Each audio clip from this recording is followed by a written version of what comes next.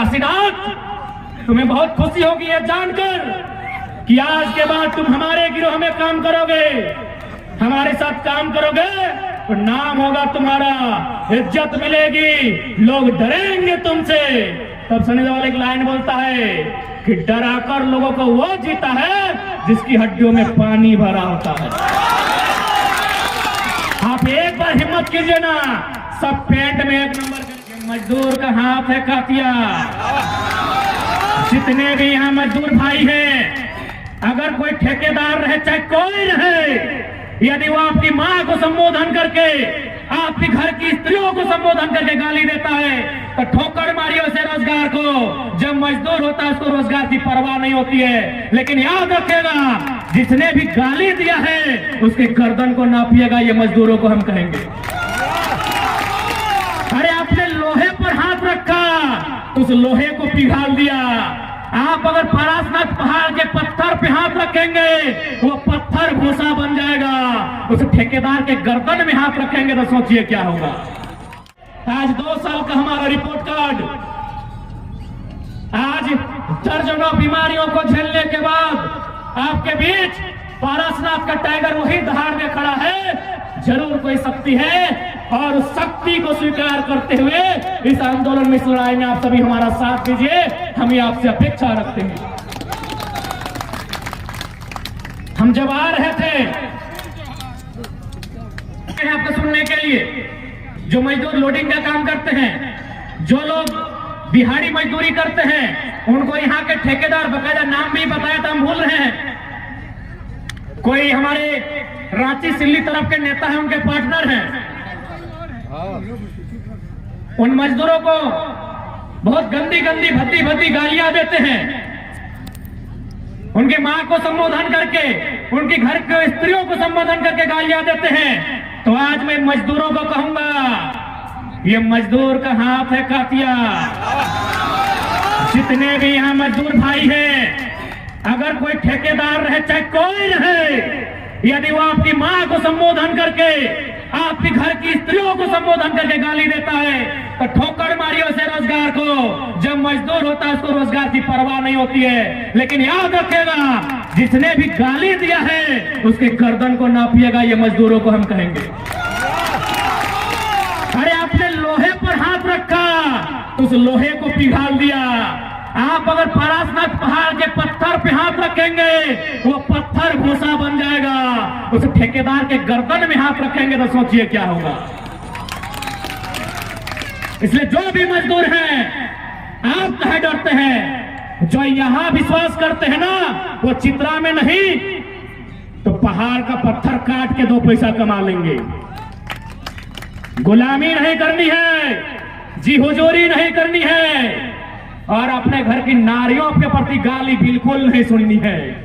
जो होगा उस सरवा बहुत बड़ा 30 मार का कह नहीं है, छाती में चढ़ के कलेजे को बाहर कर दीजिएगा जो यदि हमारी नारियों को संबोधन करके गाली देगा।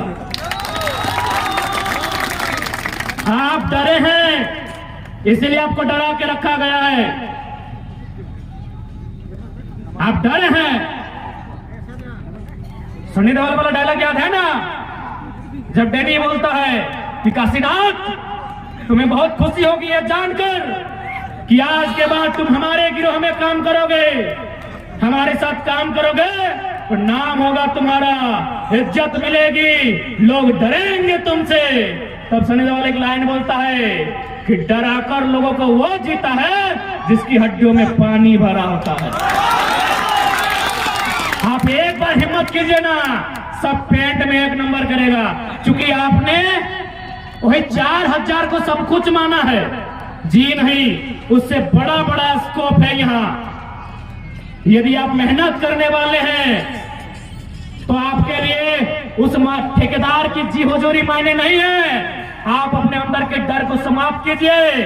आप मजदूर हैं और हमने नहीं, भारत के महान क्रांतिवीर शहीद आजम अमर शहीद भगत सिंह ने भी कहा था कि असल क्रांति उस दिन आएगी जब किसान और मजदूर क्रांति का मतलब समझेंगे।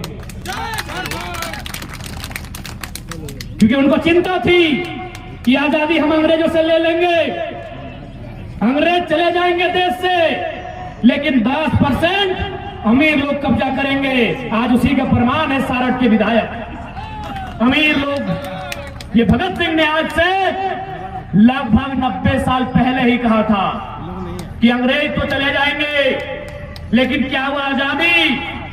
खेतों में काम करने वाले किसानों तक, फैक्ट्रियों में काम करने वाले मजदूरों तक जाएगी कि नहीं जाएगी?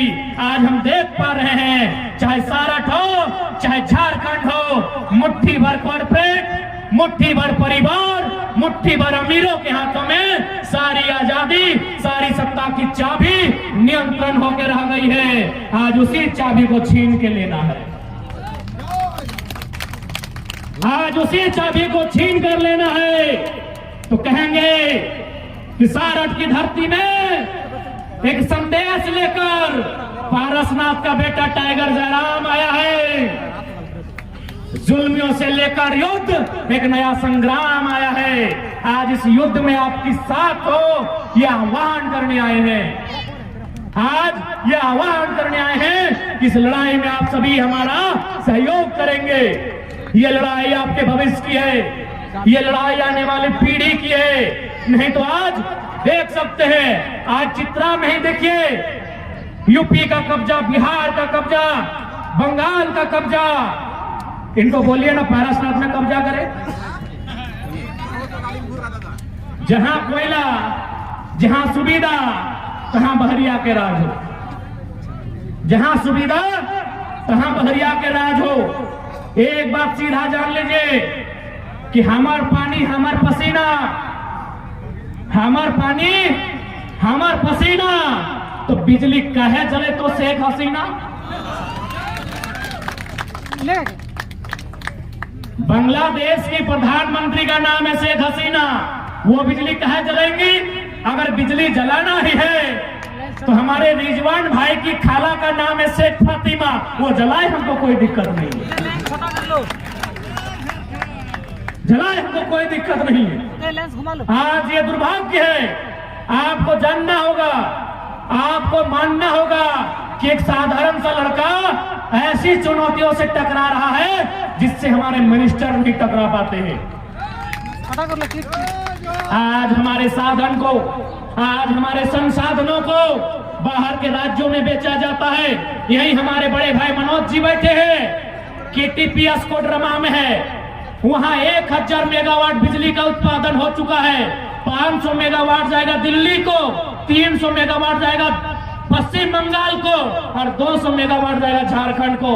आप बताइए पढ़े लिखे लोग, ये अन्याय है कि नहीं है? क्योंकि बोलने वाला कोई नहीं। आज क्या बात है कि एक साधारण सा लड़का, उसके पीछे झारखंड खड़ा है, क्योंकि उस साधारण से लड़के ने झारखंड में इतनी चोरियां थी, उसको एक एक करके गिनाया है, एक एक करके आसान शब्दों में समझाया है। यही गोड्डा में माननीय अडानी जी का प्लांट है। पत्रकार बंधु बैठे हैं, आप इस बात को थोड़ा गंभीर से फरमाइएगा। गोड्डा में जो बिजली का प्लांट है, जिसमें शायद 1000 मेगावाट का बिजली बन चुका है, अब मैं आपको बता रहा हूं कि किस प्रकार झारखंड के लोगों का कत्ल किया जाता है। कत्ल गोड्डा में बिजली बन रहा है, बिजली 100% बांग्लादेश को जाएगा। हमें बांग्लादेश से कोई शिकायत नहीं है, लेकिन हमारा सवाल है कि यदि बिजली बांग्लादेश को जाएगा तो जमीन हम क्यों देंगे? हमारा ये सवाल है। हमें बांग्लादेश से कोई शिकायत नहीं है। हमारा सवाल यह है कि यदि बिजली बांग्लादेश को जाएगा अभी 100%, तो जमीन गोड्डा में क्यों जाएगा? और एक मजेदार बात मीडिया कर्मी, आप विशेषकर हमारे सम्मानित पत्रकार बंधुगण, आपको एक लॉजिक बता रहे हैं। क्योंकि झारखंड के लोगों को थोड़ा सा ये मोई से बाहर आना होगा। अब मोई मैंने ई के जगह में दी ले ले। जो गोड्डा में पावर प्लांट बना है, उसका कोयला कहां से आया है पता है? ऑस्ट्रेलिया से आया है। गोड्डा में जो पावर प्लांट बना है, उसका कोयला ऑस्ट्रेलिया से आया है। आप सभी के मोबाइल में गूगल मैप होगा, हम सामने खड़े हैं, हम 30 सेकेंड का टाइम दे रहे हैं। गूगल मैप कीजिए कि गोड्डा टू कैनबेरा, ऑस्ट्रेलिया को कोई एक जगह, क्योंकि ऑस्ट्रेलिया से कोयला आ रहा है, गोड्डा टू कैनबेरा या फिर ढाका टू कैनबेरा, दूरी का पता लगाइए, सामने ढाका पड़ेगा। यदि आपके पास दिमाग है, चूंकि ये बीजेपी का क्षेत्र है और चूंकि मोदी जी के जब से प्रभाव हुआ है उनका दिमाग खाली कर दिया है। यदि आपके पास, हम मोदी जी के विरोधी नहीं है भैया, लॉजिक सुनिए मेरा। यदि बिजली बांग्लादेश को ही जाना था और कोयला ऑस्ट्रेलिया से लेना था तो ऑस्ट्रेलिया से बांग्लादेश की दूरी और गोड्डा की दूरी देखिए, सामने बांग्लादेश है। तो फिजूल में गोड्डा बीच में कहा आया? फिजूल में गोड्डा कहा आया? कोयला ऑस्ट्रेलिया का, बिजली बांग्लादेश को, तो गोड्डा बीच में फिजूल में कहा आया पता है? मैं कोई भी जमीन देने को तैयार नहीं था। उड़ीसा से जमीन मांगा गया, साफ मना किया कि हमको क्या मिलेगा। बंगाल को जमीन मांगा गया, दीदी तो अपने इन लोगों को गिदी गिदी करके रखी है।